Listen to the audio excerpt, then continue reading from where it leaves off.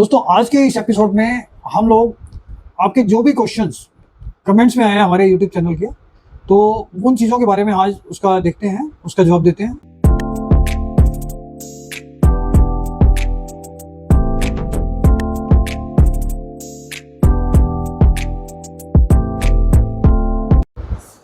दोस्तों नमस्कार, royal arts and numismatic gallery रंग के यूट्यूब चैनल पर आपका स्वागत है। दोस्तों आज के इस एपिसोड में हम लोग आपके जो भी क्वेश्चंस कमेंट्स में आए हैं हमारे यूट्यूब चैनल के, तो उन चीज़ों के बारे में आज उसका देखते हैं, उसका जवाब देते हैं। तो इसमें पहला क्वेश्चन है अब्दुल रहमान जी का। आपके वीडियो देखकर बहुत अच्छा लगता है और आप जो मेहनत करते हैं उसकी सराहना करता हूँ, लेकिन एक सिक्का कलेक्टर्स के तौर पर मैंने देखा है कि ज़्यादातर वीडियो में सिक्कों की बिक्री और उसकी कीमत पर ही जोर दिया जाता है। अगर आप कलेक्टर्स के लिए भी थोड़ा ज़्यादा जानकारी दें, जैसे कि सिक्कों का इतिहास, मिंटिंग डिटेल्स, किस तरह की वैरायटी होती हैं और असली नकली सिक्कों की पहचान, तो और भी अच्छा रहेगा। साथ ही पुराने ऐतिहासिक सिक्कों के बारे में और उन्हें कैसे इकट्ठा करें, इस पर भी जानकारी दी जाए तो बहुत मदद मिलेगी। आशा है भविष्य में कलेक्टर्स के लिए थोड़ा और कंटेंट देखने को मिलेगा। थैंक यू अब्दुल रहमान जी, हैदराबाद से। तो ये अब्दुल रहमान जी का क्वेश्चन बहुत अच्छा है, लेकिन सबसे बड़ी चीज़ हम एक चीज़ रियलाइज़ करते हैं कि जितने भी कलेक्टर हैं तो वो सब लोग, ज़्यादातर लोग पुराने हैं और वो कलेक्शन काफ़ी लंबे टाइम से कर रहे हैं। जितने नए कलेक्टर्स अभी बने हैं पिछले 3-4-5 साल में, उनके पास जो यूट्यूब का एक सोर्स है, वो सोशल मीडिया का प्लेटफॉर्म बहुत अच्छा है और बहुत सारी इन्फॉर्मेशन उनको घर बैठे वीडियो के थ्रू मिल जाती है। और कुछ अच्छे वीडियो, बहुत सारे अच्छे वीडियो भी होते हैं, जो कुछ अच्छे लोग हैं जो बना रहे हैं, और पूरी इन्फॉर्मेशन हम कोशिश करते हैं कि वीडियो के थ्रू आप तक पहुँचे। तो सबसे मेन बात ये होती है कि वैल्यूएशन का जो क्राइटेरिया है, हर आदमी आज की डेट में सिक्कों में या तो सिक्के बेचना चाहता है और या फिर इन्वेस्टमेंट करना चाह रहा है। इसलिए हम प्रायोरिटी देते हैं कि सिक्कों की वैल्यू क्या है, और अगर आप सिक्कों का कलेक्शन कर रहे हैं या फिर इन्वेस्टमेंट के पॉइंट ऑफ व्यू से भी ले रहे हैं, तो उसमें सबसे बड़ी प्रायोरिटी ये होती है कि आपको किस रेट में लेना चाहिए। इसलिए हम प्रायोरिटी पहले वैल्यू को देते हैं, फिर उसमें ओरिजिनल और फेक को देते हैं, जिससे कि आप कहीं पर भी कोई भी चीज़ रेयर या कॉमन जब बहुत ज़्यादा रेट में ना खरीद लें, जिससे कि आपकी जो भी इन्वेस्टमेंट है, अगर वो आपने फेक आइटम खरीद लिया तो आपकी इन्वेस्टमेंट डेड हो जाएगी, और अगर आपने एक कॉइन 5,000 का वो 15,000 में ले लिया तब भी आपका नुकसान है। इसलिए हम उसकी प्रायोरिटी देते हैं कि आपको रेट का थोड़ा सा आइडिया होता है। नमस्कार, मैं हूँ साइली कुलकर्णी। मैंने रंग की तरफ से ब्रिटिश इंडिया की एल्बम मंगवाई है, जो कि मुझे बहुत पसंद आई, बहुत अच्छी है। धन्यवाद मुकेश सर, आपकी वजह से मेरी कॉइन कलेक्शन की हॉबी बढ़ गई है, क्योंकि आप सही दामों में देते हो, जहाँ पे आप बंद करके विश्वास रख के मंगवा सकते हैं। मुकेश वर्मा जी, बहुत बहुत बहुत सारा धन्यवाद।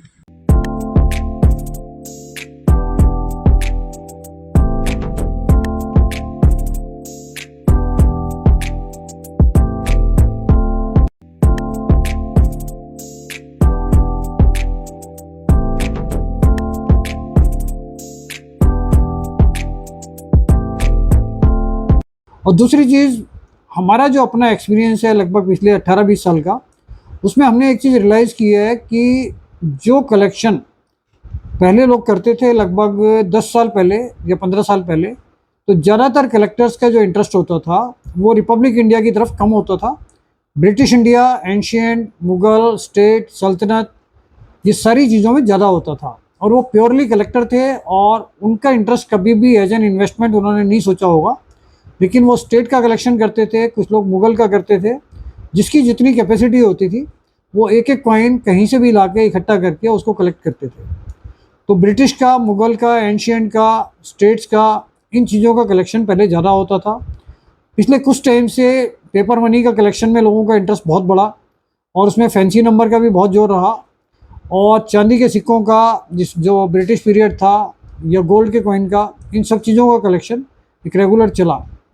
लेकिन जब से सोशल मीडिया और ये सारी चीज़ें शुरू हो गई कि भाई ये सिक्के आपके लाखों रुपए में बिक जाएंगे इसके रजिस्ट्रेशन के नाम पे या चीटिंग फ्रॉड, तो इससे बहुत लोगों तक बात तो गई, लेकिन उसका इम्पैक्ट क्या आया कि बहुत सारे लोग चीटिंग फ्रॉड का शिकार हुए, और जब उनका थोड़ा सा भी इंटरेस्ट बढ़ा तो उन्होंने ये महसूस किया कि न्यूमिस्मेटिक की जो फील्ड है वो सिर्फ रिपब्लिक इंडिया तक ही उनको लगता है कि वो है, और जितने भी नए कलेक्टर्स जनरेट हुए बने या इन्वेस्टमेंट के लिए उन्होंने शुरू किया, तो ज़्यादातर लोगों ने रिपब्लिक इंडिया में ही कोशिश की कि वो रिपब्लिक इंडिया का कलेक्शन करें। लेकिन सबसे बड़ी बात ये होती है कि रिपब्लिक इंडिया आज़ादी के बाद जो कॉइन बने हैं उसमें ऐसा हो सकता है कि कोई चीज़ हमें आज की डेट में रेयरिटी लग रही है, लेकिन वही सारा का सारा कलेक्शन अगर गलती से किसी बैंक में स्टॉक रह गया है या पड़ा है, या कुछ चीज़ें ऐसी हैं जो लोगों ने लेके ज़्यादा क्वांटिटी में स्टॉक की हुई हैं, या इस टाइप की होर्डिंग बहुत सारे लोग कर लेते हैं कि वो चीज़ें उन्होंने क्वांटिटी में लेके रख ली और उसके रेट उन्होंने बढ़ा दिए। जब रेट बढ़ गए तो वो चीज़ उन्होंने मार्केट में रिलीज़ कर दी। तो इस तरीके से प्रॉफिट मोटिव होने की वजह से बहुत सारी चीज़ें रिपब्लिक इंडिया कॉइन्स में बहुत ज़्यादा फ्लक्चुएशन पे रही, और इससे बहुत लोगों के इंटरेस्ट डेवलप हुए और बहुत सारे लोगों के नुकसान की वजह से इंटरेस्ट ख़त्म भी हुए। तो इसमें जैसे पीछे आपने रियलाइज़ किया होगा कि बीजू पटनायक का कैलकाटा मिंट का 5 रुपये का कॉइन, जिसकी वैल्यू 1000 रुपये से 1200 रुपये पहुँच गई थी पर कॉइन। इसका मतलब एक पैकेट की वैल्यू लगभग 1 लाख से प्लस थी, और उसकी भी होर्डिंग हो रखी थी पीछे, किसी ने वो चीज़ें स्टॉक में रखी हुई थी पीछे, और सिर्फ रेट बढ़ाने के लिए वो होर्डिंग थी। अब बाद में वो क्वांटिटी रिलीज़ हो गई, बाद में बाहर आ गई, तो आज की डेट में वो कॉइन 800 रुपये का पैकेट हो गया। मतलब वो 1200 रुपये 1000 रुपये से कॉइन की वैल्यू घटकर 8 रुपये से 10 रुपये हो गई। तो ऐसी चीज़ों में इन्वेस्ट करने का कोई फ़ायदा नहीं है। इसी तरीके से बीजू पटनायक, रानी गिडलियों के हैदराबाद मिंट के कॉइन निकले थे। कुछ यूट्यूबर्स ने कहा इसकी वैल्यू बहुत ज़्यादा बढ़ जाएगी, तो उस टाइम पे वो कॉइन जो है पैकेट का रेट चल रहा था 3035 जैसे जैसे वो होल्डिंग बढ़ती चली गई, उसकी वैल्यू उसके हिसाब से 3500 से लोगों को उम्मीद थी कि बढ़ेगी, जबकि वो घट गया। उसका भी क्वांटिटी में माल था वो बाहर आ गया, और उसकी वैल्यू भी 800-900 रुपये तक वो पूरा पैकेट आ गया। मतलब जो पैकेट 3-3.5 रुपये का एक रेगुलर रूटीन में रेट था, वो 3.5 रुपये से 800 रुपये पे आ गया।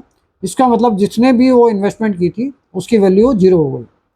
ये सेम चीज़ ये पोजीशन में रहती है कि जितने भी रेयर कॉइन्स रिपब्लिक इंडिया में, ब्रिटिश इंडिया में कोई भी यूट्यूब चैनल पे या बुक के अंदर रेयरिटी पे और होते हैं, उन सब चीज़ों की कॉपी हो जाती है और वो नकली चीज़ें मार्केट में सर्कुलेट हो जाती हैं।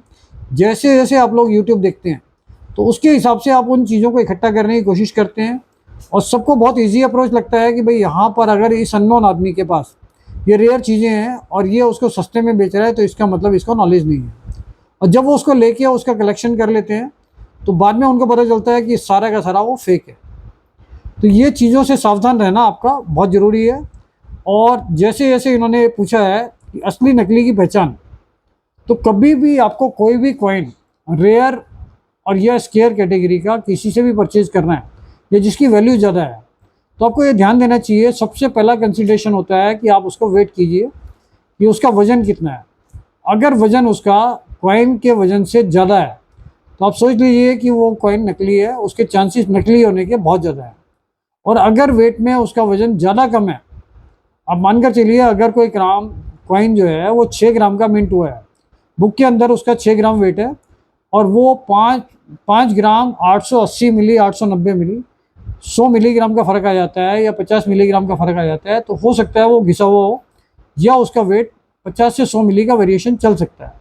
लेकिन अगर वो 5.5 ग्राम का है या वो 6 ग्राम 200 मिली का है, तो उसके चांसेस ये हो जाते हैं कि वो कॉइन ओरिजिनल नहीं है, ख़ास तौर से वो रेयर हो तो अगर रेयर कॉइन है, ऐसा नहीं है कि वो पॉसिबल नहीं है, ओवर वेट में भी रेयर कॉइन आ सकता है। लेकिन एक माइंड में आप लेकर चलिए कि अगर उसका वज़न प्लस माइनस ज़्यादा है तो आपको वो कॉइन एकदम से सस्पिशियस होना चाहिए, उस पर एक संदेह होना चाहिए, ये कॉइन ओरिजिनल नहीं होगा।